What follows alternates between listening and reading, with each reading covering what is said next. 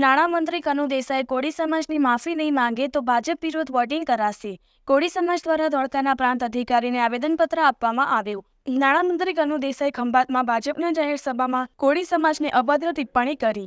અખિલ ભારતીય કોળી સમાજના અમદાવાદ જિલ્લા પ્રમુખ અશોકભાઈ રાઠોડ તથા ધોળકા તાલુકાના કોળી સમાજના દિગ્ગજ આગેવાનો લગરા દાદા અને જસુભાઈ સોલંકીની આગેવાનીમાં ધોળકા તાલુકાના કોળી સમાજના આગેવાનોએ શનિવારે ધોળકાના પ્રાંત અધિકારી હિતેશકુમાર જોશીને એક આવેદનપત્ર પાઠવ્યું હતું.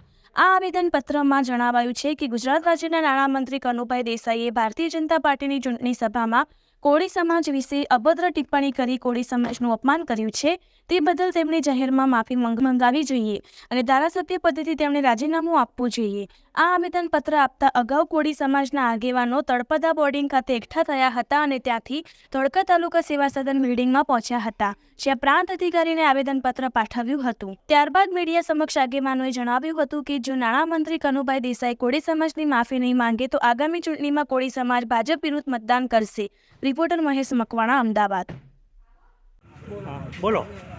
આજ રોજ અમદાવાદ જિલ્લા કોળી સમાજના આગેવાનો વલસાડના જે ધારાસભ્ય અને ગુજરાત સરકારના કેબિનેટ મંત્રી એવા કનુભાઈ દેસાઈ સમગ્ર કોળી પટેલ સમાજને લાગણી દુભાય એવા હલકા શબ્દો વાપરી અને સમાજના દરેક યુવાન હોય કે વડીલ હોય દરેકની લાગણી દુભાય એવા શબ્દો વાપરી અને સમાજની લાગણી દુભાવી છે, જેની ગામડે ગામડેથી યુવકો આવી અને આવેદનપત્ર માટે દરેક તાલુકામાં જિલ્લામાં આવેદનપત્ર આપશે.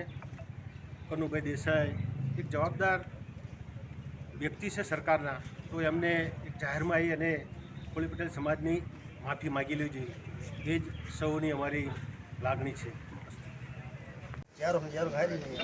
ભાજપના નાણામંત્રી કનુભાઈ દેસાઈએ અમારા કોળી સમાજના વિરોધમાં કોળિયા કૂટાય અને ધોળિયા ચૂંટાય એવું નિવેદન કરી અને કોળી સમાજનું હળહળતું અપમાન કર્યું છે.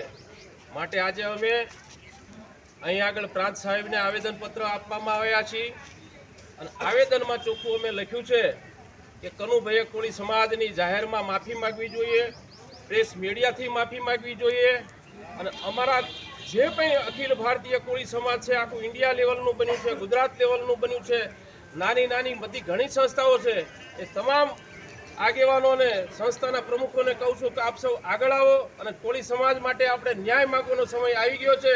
જો ટૂંક સમયમાં રૂપાલા સાહેબે પણ આવું કર્યું હતું, એટલે આ ઘમંડી સરકાર માફી નહીં મગાવે તો આવતી ચૂંટણીની અંદર કોળી પટેલ સમાજ એમના વિરુદ્ધમાં મતદાન કરી અને આનો પરચો અમે બતાવવાના છે.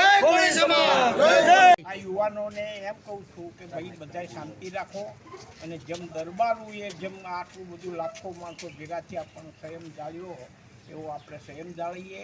આપણે ધાર્યું હોય એ જ આપણે કરવાનું છે. મોટો ભૂપ આવે તો એ આપણે નથી આલવાનું, થળ નથી કરવાનું.